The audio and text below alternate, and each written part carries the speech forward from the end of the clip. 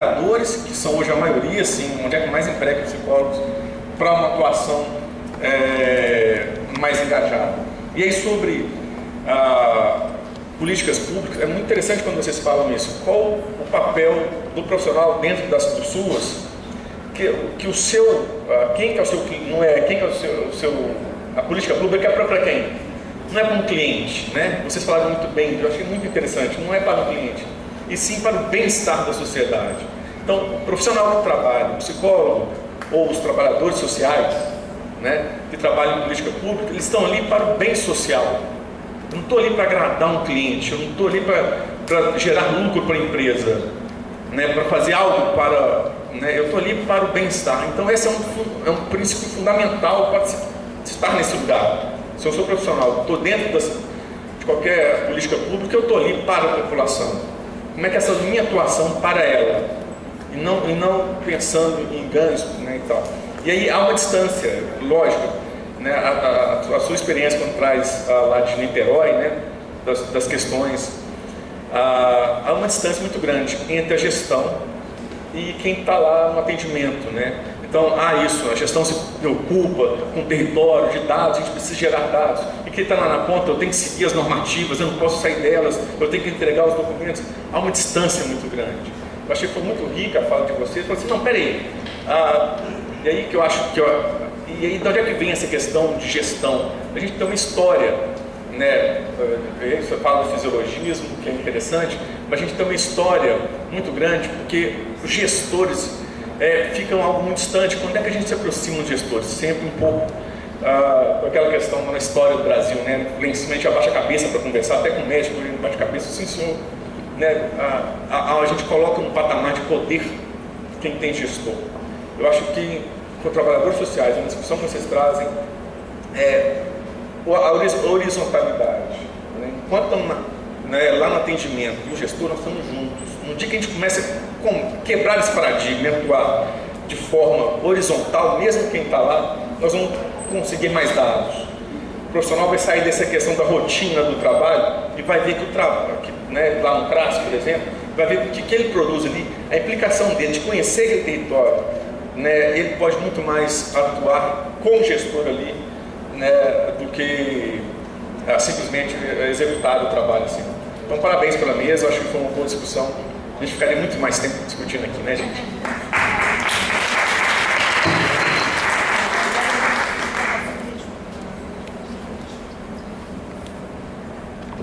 Vamos dar 5 minutos para a gente. Vamos dar coisa de final do almoço.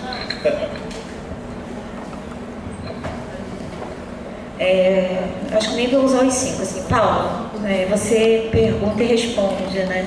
A gestão tem relação com como é que a gente toma o outro, como é que a gente considera o outro, né? Se a nossa relação com o outro é objetal, a nossa resposta vai ser num lugar de controle. Se a gente considera a gestão numa relação entre sujeitos, né, e aí isso muda tudo. Então você foi completamente provocativa e ao mesmo tempo foi respondendo, assim. Eu só queria fazer isso, assim, a nossa relação com o outro faz toda a diferença na nossa posição de mundo. E aí na gestão também, como é que a gente está nessa relação com o outro. Eu não sei o nome do último que estava aqui. Oi, Raul. A questão é mais do que quantos empregados nós somos no SUS, é como nós estamos empregados no SUS, que a Paula também traz, assim, essa fragilização dos vínculos, produz um efeito muito grande na luta política, assim. Isso cala a gente, isso faz com que a gente... Porque tem uma coisa muito perversa, a gente precisa viver, né? Então, essa relação ela é muito perversa, muito dura. Então, como estamos empregados nesse sistema, eu acho que é algo que a gente precisa falar, né? Eu queria terminar falando uma coisa.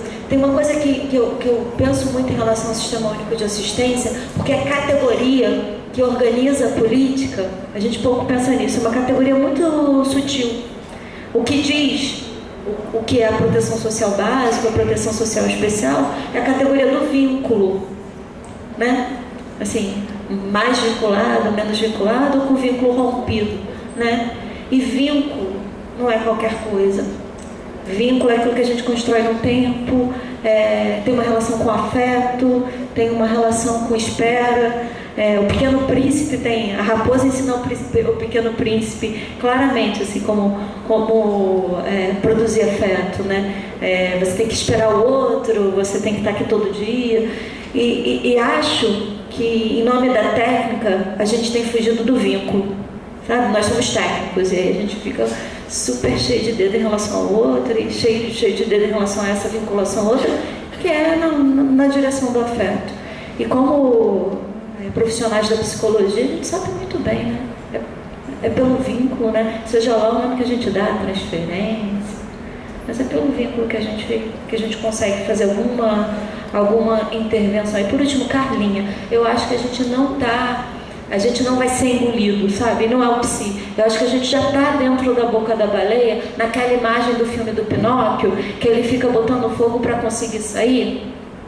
Alguém viu o filme do Pinóquio quando era criança? Lembra quando ele é engolido pela baleia? E aí ele está lá dentro, e aí ele bota fogo para poder sair. Acho que a gente precisa botar fogo. Fogo no sentido político, fogo no sentido do nosso desejo. Eu acho que a gente precisa fogo mesmo, literalmente, assim, sabe? E eu queria agradecer, né? Porque ocupar o tempo do outro é muita responsabilidade. Então, agradecer por ocupar o tempo de vocês, pela generosidade de vocês me ouvirem, verdadeiramente, muito obrigada.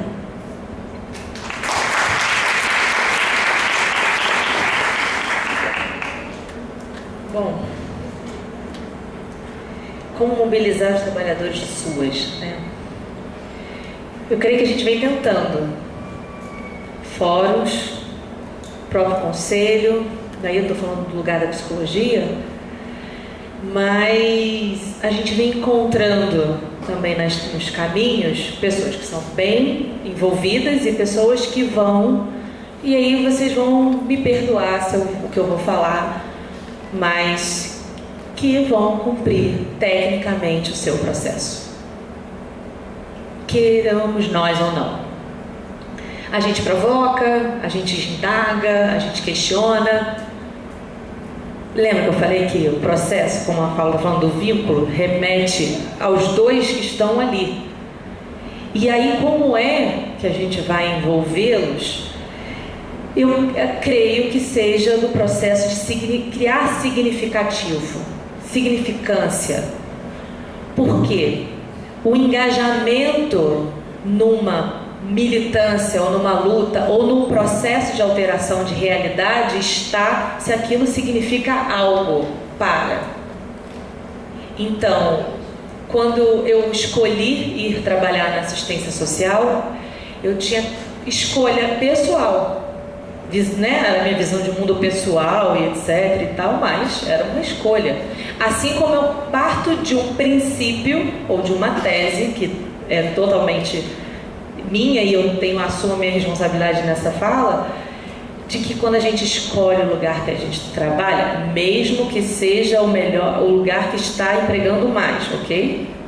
A gente precisa entender o lugar que a gente está. Por isso a provocação de que estado a gente está falando, de que gestão é essa que a gente está falando, de que gestores são esses que estão comandando essa galera, essa equipe. Eu fiz uma pesquisa sobre municípios de pequeno porte 1, 100% dos gestores não têm ensino superior. Eu não estou aqui criando problema com tem ou não tem, porque as pessoas podem ser engajadas politicamente, ter graus de leituras, não é nada disso. Agora, tem questões específicas de uma estrutura de gestão pública que a gente não pode fugir. E aí, a gente sabe que a gente precisa ir além. E aí, senão a gente começa a personalizar os atos. E quanto menos compreensão do lugar que nós estamos, mais pessoal ele é. Porque a crítica à burocracia, porque ela é morosa. Não, a crítica não tem que ser essa. A burocracia, ela traz racionalidade ao processo e não morosidade. Morosidade tem a ver com aquele que está comandando o processo, e não com o papel em si. A racionalidade faz com que a gente não se distancie, não é isso. Mas traga um processo menos pessoal para a gestão pública. O problema é que a gente tem uma gestão pública extremamente personalista. Então, quantas placas eu ponho na parede me torna o melhor ou pior gestor? Ou melhor ou pior equipe? Mais eficiente ou menos eficiente equipe? Quantos RMAs aquele CRAS produz por mês em qualidade de atendimento ou não? E isso é que vai ser pontuado? Porque eu me lembro que aqui, quando a gente estava dando aula para Capacitações no Rio, as técnicas estavam de cabelo em pé, porque alguém da gestão disse que elas tinham que atender 5.000 pessoas. E era uma esquizofrenia. Porque não tem... Tá bom, quer que atenda 5.000 pessoas, só que... Qual é a estratégia? Por quê? Para quê? E como vai ser feito isso? Mas é o técnico que ganha a CI, o seu CRAS, de acordo com a norma operacional básica da política nacional. Você tem que atender 5.000, então dá seu jeito. Então, saber o lugar que a gente está também faz com que a gente se organize. Se por um lado alguns colegas não querem, tem muitos que querem. E às vezes não sabem. Ou não foram picados ainda pela mosquinha da organização. Porque eu conheço muitos que estão felizes com mais do mesmo. Mas tem muitos que querem que não seja mais. Então, eu quero aqui que a gente conheça o fórum, sabe, Paula? Porque eu, particularmente, eu não conheço. Eu conheço que existe. Mas esse fórum precisa adentrar e acolher também. Porque, às vezes, a pessoa olha distanciado. E aí eu vou falar também do Conselho Regional de Psicologia, que eu vim já aqui no seminário há muito tempo atrás, quando eu trabalhava no Estado. Eu não voltei, porque eu não me senti representada. Mas hoje em dia, na boa, o que é representação? Que representação que a gente quer? Então, os espaços de organização façam você ser representado também no seu discurso e vá lá dialogar com tolerância, respeito, porque todo mundo tem pontos de vista diferentes, nós não somos iguais. Então, a mobilização parte de você convidar. Vamos lá. Você está feliz? Você está satisfeito? Foi por isso que você escolheu trabalhar no SUAS? Foi para manter o status quo? Foi para continuar achando que a vida... o Estado é isso mesmo, política é tudo ruim, o prefeito é uma droga, a secretária é isso, o secretário é aquilo. Vai continuar no discurso do senso comum, ou a gente vai começar a desconstruir o pensamento que vira uma nata se deixar, que nunca dá certo, que a assistência não tem jeito? Porque eu até anotei aqui nesses papéis que, quais são as nossas vitórias. Quero dizer que ter CRAS já é uma grande vitória. Como melhorar o conteúdo do CRAS é a segunda vitória. E assim por diante.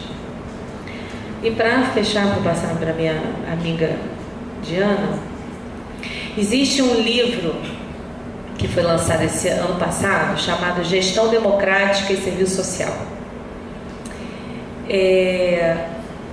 E eu estou trazendo ele não para desmerecer os autores da PSI. Não é isso. Inclusive, eu não quero que a gente abandone prática nenhuma nossa.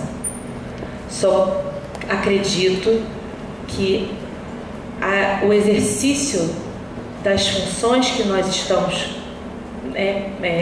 pertencendo naquele momento nos leva a ter que refletir fora da caixinha, das nossas únicas e exclusivamente práticas. Então é do professor Cláudio Gurgel e do professor Rodrigo Souza Filho, e ele vai discutir a gestão democrática. Uma gestão onde há horizontalidade, sabe, Raul, das relações, aonde as tomadas e mesas de decisão e a mesa decisória tem a participação do trabalhar e não uma hierarquia no processo. é uma leitura que vale a pena fazer para a gente poder até melhorar a forma como a gente se organiza e como, inclusive, a gente vai reivindicar as coisas. Porque eu me lembro também, quando eu trabalhava no Estado, ninguém era concursado e todo mundo era insatisfeito com o salário. Mas sabe como é que as pessoas resolveram lutar pelos seus salários? Fizeram uma reunião sem conversar com todos os colegas que eram interessados e resolveram expor a situação para a subsecretária na época, não tinha acordo nem do que se ia falar. Aí ficou todo mundo exposto, porque ela deu uma esculhambada em todo mundo e todo mundo continuou com a viola no saco e nos seus trabalhos cumprindo seu horário. Resolveu? Não. Não teve concurso no Estado, não teve aumento de salário e continuou todo mundo cumprindo a sua tarefa. Por quê? Porque se você quer mudar, comece a escutar como é que o outro também quer mudar. Como é que pode ser feito num consenso? Diminuir as resistências e as defesas. É um pouco da contribuição. Obrigada.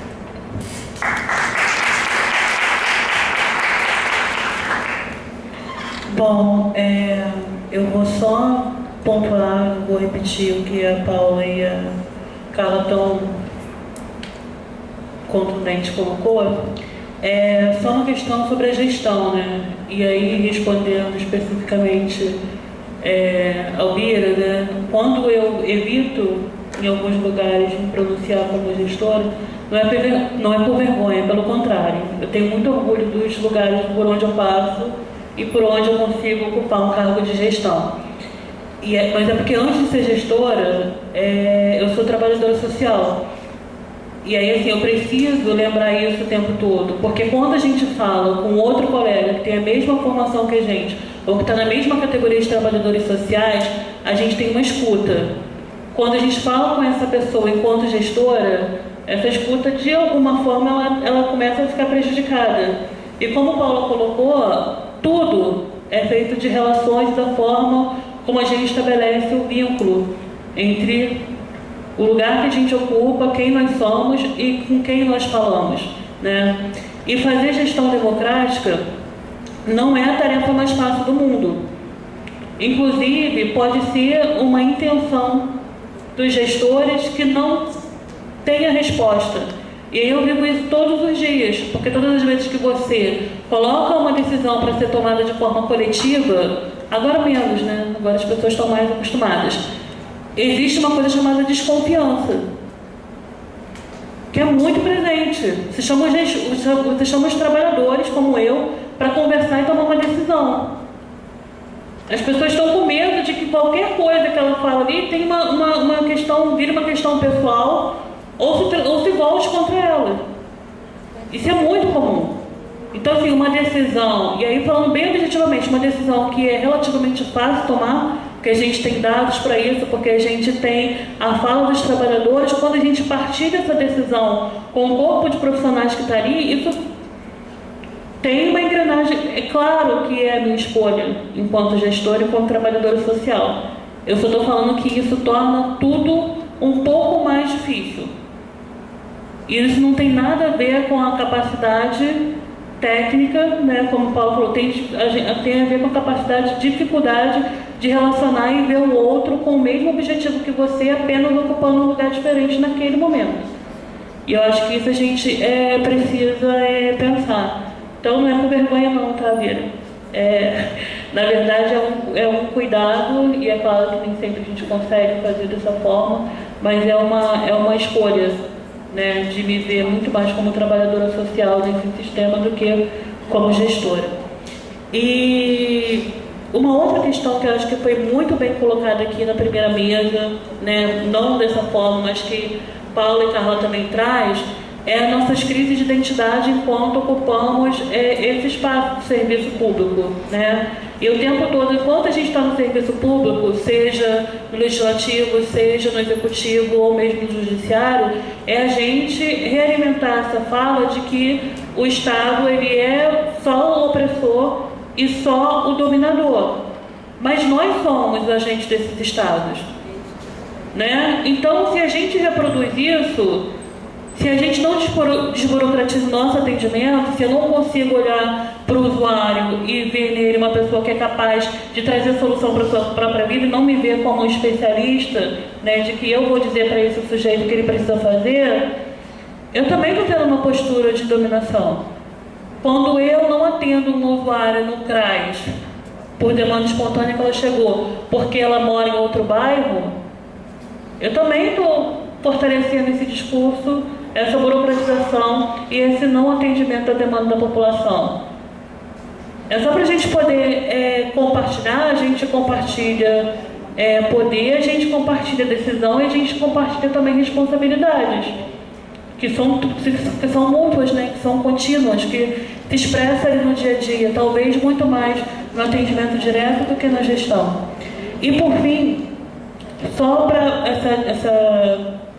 essa nossa contribuição, né, no serviço social como pioneiro dentro da política de assistência, a psicologia também sempre junto, só para lembrar, a Carla falou isso, a outra mesa falou também sobre a nossa formação, o serviço social, ele não se forma em assistência social. Apesar das pessoas confundirem isso o tempo todo, a nossa formação não é em assistência social. A nossa formação é em serviço social, um profissional que pode atuar em qualquer outra política pública. E quando a gente chega na política de assistência social, a gente tem que aprender o que é específico daquela política. Quando eu passei pela habitação, a gente teve que aprender o que era específico daquela política. Então, a gente precisa pensar nisso até para a gente desmarcar esse lugar de vantagem, né? Se você tem a formação em serviço social, você vai ser um ótimo operador da política de assistência. Não necessariamente. Já vi péssimos colegas atuando na política de assistência que talvez eles fossem melhor aproveitados em outra política pública ou mesmo no setor privado. Então, a formação, ela tem um peso? Tem. Mas eu preciso entender que nenhuma profissão está sendo formada para atuar na assistência. E também nenhuma outra política pública. E aí é o desafio, como Carla colocou, da educação permanente, que vai ser uma educação que vai ser voltada para aquele serviço, considerando as demandas específicas de cada categoria profissional que dele faz parte. E só para terminar, quando a gente fala dessa questão da gestão de território, como uma parte importante do nosso trabalho, da nossa organização, a gente precisa pensar no território vivido, como vem sendo colocado por alguns autores e alguns trabalhadores, né? É na relação que essa população tem com esse território que vai identificar se aquele CRAS é um corpo estranho ou se aquele CRAS ou aquele CRES faz parte daquele território, não só fisicamente, mas faz parte daquele território para a população, que entende que pode acessá-lo e que pode, de alguma forma, ter uma contribuição para as demandas deles diárias. Né? Eu acho que se a gente conseguir escapar, né, do que foi colocado aqui, do que só está na normativa, seja ela na normativa federal, estadual ou mesmo municipal, e pensar que nós somos parte desse serviço e que podemos fazer dele no dia a dia melhor, e aí eu estou falando melhor não no sentido de que ninguém aqui vai se escravizar, porque todos nós somos trabalhadores e trabalhamos porque precisamos, né? Vendemos a nossa força de trabalho de alguma forma. Mas se a gente considerar que a gente pode fazer melhor do que está escrito, melhor do que está colocado, inclusive propondo a alteração do que está escrito, eu acho que a gente vai conseguir fazer as transformações, que não é uma revolução, mas são transformações diárias no cotidiano de vida dessa população e na nossa carreira também profissional, acadêmica, uma carreira de militante. E aí, considerando o que a colega do Rio colocou, eu acho que o nosso espaço como profissional acaba sendo um espaço também de militância, de resistência. Você escolher se manter como trabalhador do SUAS é um espaço de resistência, é uma militância, né, e diária. E a gente entender isso e de alguma forma passar isso para o outro, né?